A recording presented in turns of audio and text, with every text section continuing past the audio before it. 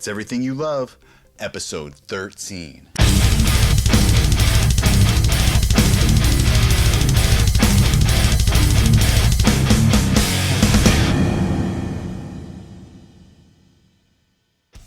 Welcome everybody, I'm Rob Arnold, and this is episode 13 of my Everything You Love show, broadcasting from here in my basement during the corona pandemic where we've all been advised to stay at home. Got another cool show for you today, answering more questions, telling stories per usual, and if you like the sound of that, you know what to do. If you're new to the show, I'd love for you to go back and check out some of the prior episodes. Start from the beginning there. I get questions all the time that I've covered in detail, where I've given cool examples and had guests on to talk about stuff and just told stories about cool stuff that I'm sure you'd want to hear if you're interested in that sort of thing. Point is, you're not going to want to miss one. Go back and check those out. You learn something, enjoy them. You're not going to pretty much guarantee that. All right. So, first question comes from Mr. Justin Wolls. It's obvious that Mark Hunter has contributed greatly to the guitar side of Chimaira, but why was it decided to have him only sing?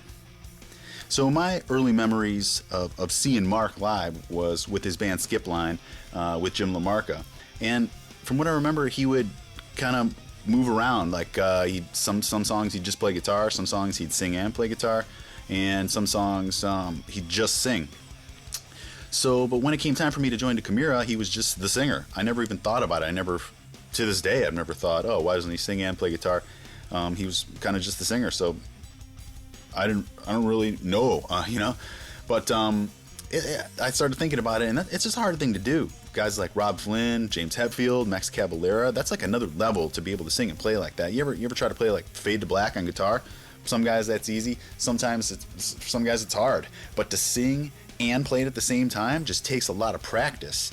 And so it's just another level of commitment, another level of practicing. It certainly could be done. I mean, if you sit there and work on playing the Fade to Black verse and singing it, it's totally difficult first, but you can get it. So it's just a lot.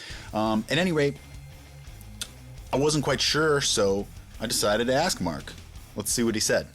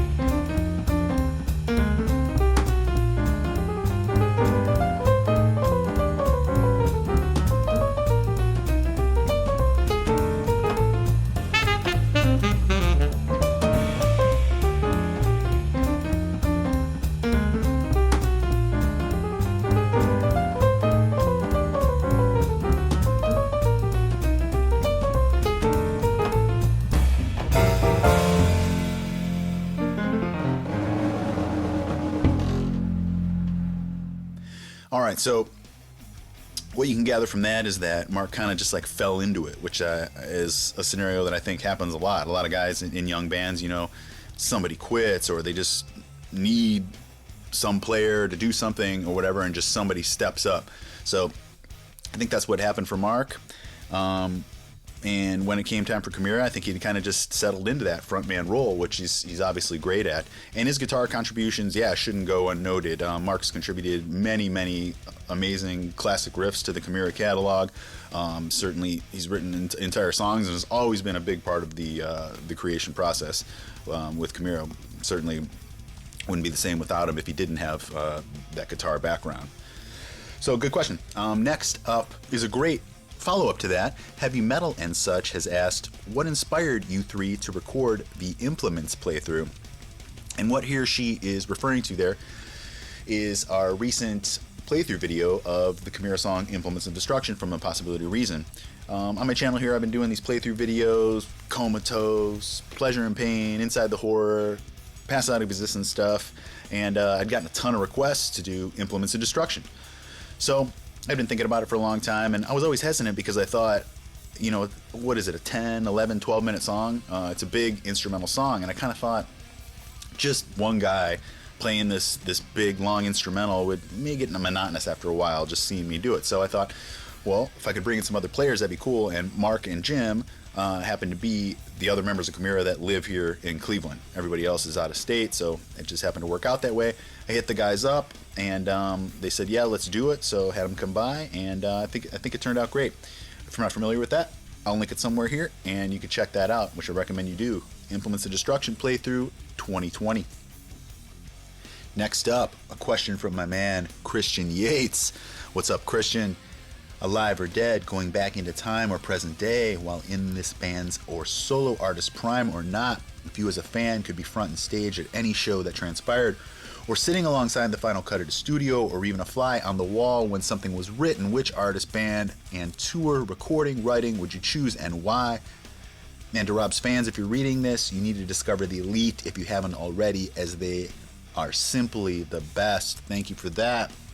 The Elite, anybody that doesn't know, it's another one of my projects. We released an album, Total Destruction, in 2018. So many people ask me all the time, Rob, do you have any newer music? Do you have anything you've done since Chimaira? So many people don't even know about The Elite yet, which is a crime. You got to check this album out. Super proud of it. It's got a ton to offer. Thank you for bringing that up, Christian. Thank you for the shout out on that. Again, Elite Total Destruction. I shall link that below for you as well. Please check that out. On to the question here. I think that I would choose to be a fly on the wall for a couple records. I thought about this because this is actually a question that you asked me a long time ago, Christian. I apologize that I'm just getting around to it now, but I did get to think about it, and I remember at the time I thought of two albums that I would have loved to have been a fly on the wall for. The first one, you guys are going to be like, oh, okay, that's cool. The second one is going to blow your mind. So that first one is Megadeth's Countdown to Extinction. That album was a huge monumental album for me, definitely top 10. And I've heard stories about how meticulous they were in the studio, to the level of perfection they wanted to take things to, and that's a concept that I really enjoy the sound of. I would have really liked to see that dynamic between Marty and Dave, and you know, Nick and David. Max Norman, I think he was the producer, how they just built a studio from scratch for that record, and just the sonics of it. It's one of my favorite productions of all time, and I really would have liked to have been there to see that album happen. Big monumental record for me. The second one, again, this is going to be crazy for you guys, is West Side Connection's Bow Down. WC, Ice Cube, Mac 10, again, they're dynamic. I would have liked to have seen what these guys were like back then. A lot of you probably don't know that I'm a hip hop fan. I'm not really a huge hip hop fan. There's just a few bands or albums that I like, and this one just happened to touch me in a certain way. Working at Pizza Hut back in the day, my buddy Justin Spicer got me into it. Shout out to Chump Buster. He got me into it, and we would just sing it all the time. And it's just one of those albums that hit me. Like, the lyrics I just thought were just funny and super cool. And I wonder, you know, are those guys real, like, gangbangers like they claim to be, or are they studio rappers, you know? But anyways, cool stuff. I would love to have been around for that, just to see something like that be made, you know, or like Eminem's first record, you know, what that connection between he and Dre were like for that time, you know, and just cool stuff. So definitely, I would love to be a fly on the wall for many studio productions, more so than live, anything like that. Cool question. Thank you so much for your support, Christian, and for the question. Next question, Todd Irish. What's up, Todd? How did Phil Bozeman come to be featured on a Chimaira album? Any funny, cool stories to tell on how that came to fruition? Both Chimaira and Whitechapel are two of my favorite bands and were my biggest influences when I had gotten into guitar, vocals. Loving the content and glad to be a Patreon supporter. I'm glad you are too. Thank you so much for your support, Todd. So the Phil thing, Chimaira was doing our 2011 Age of Hell record, and the song Born in Blood came about, and that's definitely one of the heavier, thrashier, faster, brutal songs on the record. And we had become super cool with the Whitechapel guys, did tons of shows with them just prior to making the Age of Hell. And so Mark probably had the idea, hey, why don't we have Phil, the singer of Whitechapel, come in and do a song with us. So I think those guys were rolling through town playing that night, and Mark hit them up. They said, of course. A couple of them came by, and Phil was just amazingly just pro and an incredible musician. I think we showed him the part, and he holed himself up in a room for like a half hour, wrote his lyrics in his part, came back out, and from what I remember, just stepped into the booth and nailed it first take. And the part is so awesome that when he was done, we all just laughed. We were just like, that was incredible, and that he just did it perfectly the first time. And that's what great artists do. So again, Born in Blood on Chimaira's Age of Hell record. Thank you to Phil Bozeman for that. I'll link that one below for you as well to check out if you haven't heard that. Next one, Lucas Van Cleef, another one of my patrons. Man, you guys are the bomb here. Thank you, Lucas. Do you think that you've gotten better at guitar since retiring from Chimaira? How has your focus as a guitar player changed now that you do not have the commitment of writing and rehearsing for a full-time band? i.e. less songwriting, rehearsing, and more exploring new concepts. Honestly, I'm very surprised at how plugged in you are, no pun intended, to the guitar game, still given that you are more so producing rather than attempting to release music and play live. It's cool, man. Good question, Lucas. I'm definitely not in the condition that I was back when I was touring and playing all the time and just rehearsing all the time. I think I would equate that to being like an athlete, like in the off season versus the regular season. Or actually, we have terminology for that in the music business, is being in show shape. At least that's what we would call it in Chimaira. When you're not in show shape and you get right into a tour, those first couple days you got that bang over, which is just the head banging, and your neck is killing you. Hard to keep up the first few days just with the songs, because you prepare for it by rehearsing in the studio, but nothing prepares you for stepping on stage and the adrenaline of that and what the real show atmosphere just does to you. And you play faster and just all that. And so sometimes those first couple shows you're getting left, Matt and I would get left behind in songs like Empire or Resurrection, where it's just super fast picking and your forearms aren't quite conditioned right. So I'd love it when you get to that like mid-tour stride where you could take your mind off of playing more, because you're just conditioned for the set. Everybody's got the transitions down. Everybody knows where they're supposed to be. You've worked out some cool stuff with like the drummer. Oh, we're going to do this little thing here, or Matt and I, we're going to switch in these spots here. I'm going to go to your side. Matt would even do cool stuff where he'd like do some of my pedal changes for me or play the wah for me during a solo, so I could be on the other side of the stage. That's the cool stuff. But that is being in show shape there, which I am certainly not right now. But my just concept of the guitar, and maybe just the experience in playing and writing and experimenting with the guitar in general, is 10 years further along than it was at that time. So I suppose it's how you look at it. Am I better at guitar now? I don't know. Just overall, my understanding of it, I'd say, is greater now.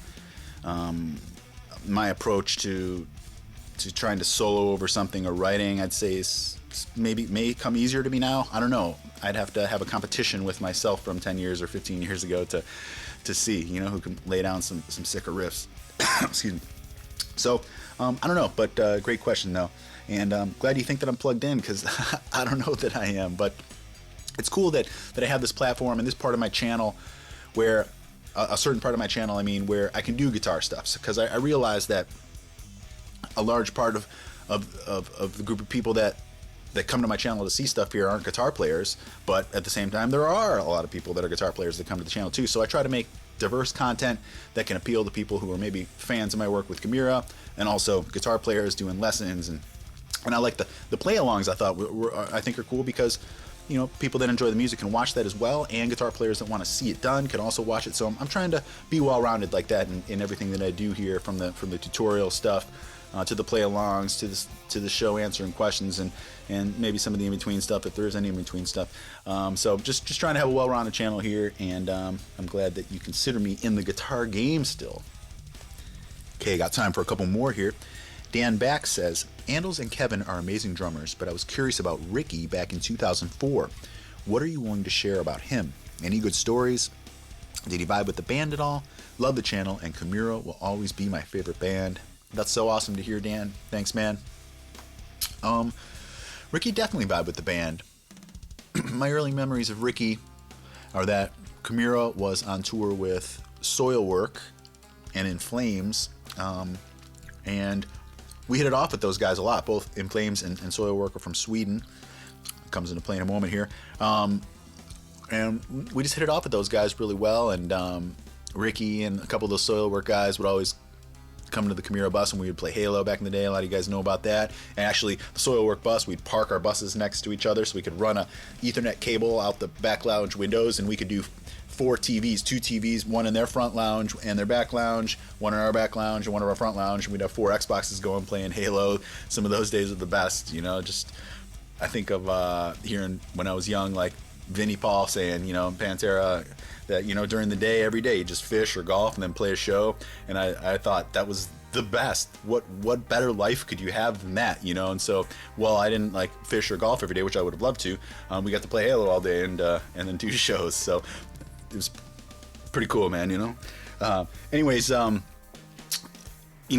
think around the time that Vandals was going to leave the band, simultaneously we started hearing that Ricky was interested in moving to the States. And Ricky was a monster. He was one of those fun drummers to watch, where we'd watch him, and I mean, he just hit so hard. He had incredible groove, his energy through the roof, and he was just a fun, happy Swedish guy, just funny. We just had a blast with him. And so when the time came and we asked him, he said yes right away. And sorry to Soilwork, by the way. I guess I didn't think about it at the time, but if we like poached him and forced you to find a new drummer, I really apologize for that. We didn't have any bad intentions at the time, but it just worked out. I guess maybe we had to do what we had to do. I don't even know. Anyways, I don't actually remember acquiring Ricky. I just kind of remember, when he showed up, that it was a done deal at that time. But and things were great at first. We got along super well. As time went on, the relationship deteriorated slightly. Some of you know from some of the Chimaira documentaries, Resurrection, and Mark, I believe, said in there, outsiders beware, because we as a band are such a tight-knit clique. So many of us went to high school together, and the rest of us that didn't go to high school, we all lived within 20 miles, 25, 30 miles of each other, and so we're just from the same scene, cut from the same cloth, all just Cleveland dudes. And all of a sudden there's a totally different dude from a totally different country, with a totally different culture, totally different upbringing, everything like that. And I don't know, maybe like a Jason Newsted thing started happening, where it just started kind of deteriorating, and unfortunately didn't work out. But I have nothing but love for Ricky, and we got along great. Had so many good laughs with him. He's a super cool guy and just a fantastic drummer. Finally, Fixer 6505 says there's a scene in the dehumanizing process where you guys are waiting for Ricky to show up for the pre-show huddle. You look pissed. Then you get into a punching match with Jim. Can you talk a little about what you were thinking or feeling at the time? Were you indeed mad, or was the persona taking over? So that particular scene was from, if my memory serves me correctly, the biggest show Chimaira had ever played at that time in Cleveland. Sorry, it was at this place that was called the Tower City Amphitheater. Big outdoor, just huge show. And opening for Slipknot, the crowd was amped. Slipknot was on fire at that time. It was just a big show. Anyways, playing in Cleveland brings different circumstances because it's our hometown. Lots of friends and family, lots of guest passes, all that, and we're blessed to have such a great network around us and our friends and family and everything. But it's different than playing, let's say, like Lincoln, Nebraska, where if you don't really know anybody, you can do your normal thing, and not really have a lot to think about. Whereas in Cleveland, you're trying to make sure everybody's taken care of. Everybody's got the good seats that they're the best seats they can give them. Do they have their tickets? You're getting calls about parking, just all that, and it kind of takes you out of your normal routine of what you do that day. And everybody's affected by that in different ways. And I think that night, perhaps had that swirl of phone calls coming in or whatever, but it's just Cleveland playing a hometown. I'm sure it's the same for every band. It's just kind of one of those things like play in LA or New York City, where there's just a lot of industry people, that you need to, make sure are taken care of, and you're cool and you're happy to see and all that. But again, it just kind of takes you out of your normal routine, and maybe that got the best of me that night. And I think Jim had approached me, which I love Jim to death, and maybe his normal humor just didn't click with me that night, or rubbed me the wrong way or something. I don't even recall, but my anger was real at the time. It wasn't anger, it was frustration. And those are the type of things where sometimes I look back and I say, I wish Todd wouldn't have caught those on camera. I'm embarrassed of those scenes or whatever, because that's not like the way I like to be. I like to just be cool, calm, and collective as often as possible. But as a human being, sometimes I lose my shit too. So, I hope that answered your question there, and that you guys enjoyed this episode here. I wanted to mention one thing, and that is I have another project, The Disaster, and we have a brand new track called My Disease that's coming out within the next couple days here. If it is out by the time you're watching this, then that will also be linked somewhere here for you to check out. If you don't know anything about The Disaster, it's kind of like my hard rock grungier type project with a singer named Matt Demko, another Cleveland guy. We just wrote some tunes, and we released an album, our debut full-length Healing Process, back in 2018, which I recommend you check out if you want to hear kind of a different side of my style. It's certainly not as heavy, but it's got that like grunge, I don't know, Stone Temple Pilots, Alice in Chains type vibe that maybe you will dig. Again, our new track, My Disease, is coming out soon, or either out right now. Thanks so much to everybody for watching. I really appreciate you being here. If you're liking what you see, it helps me out if you hit that like button down there, and make sure you're subscribed to the channel. It doesn't cost anything. No strings attached. You don't have to get in your email address, anything.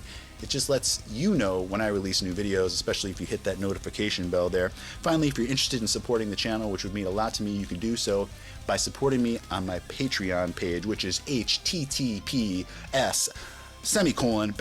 just kidding.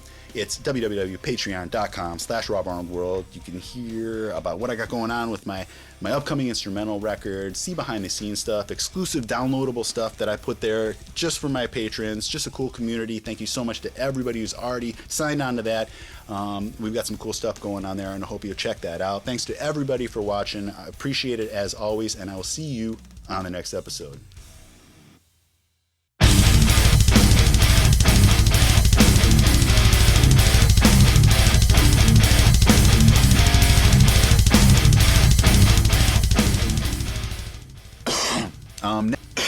This one's from my man.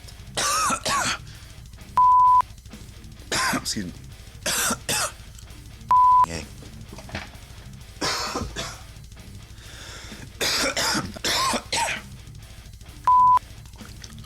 This album just has a lot to offer, a lot of cool concepts, a lot of cool songs. I recommend you check that out.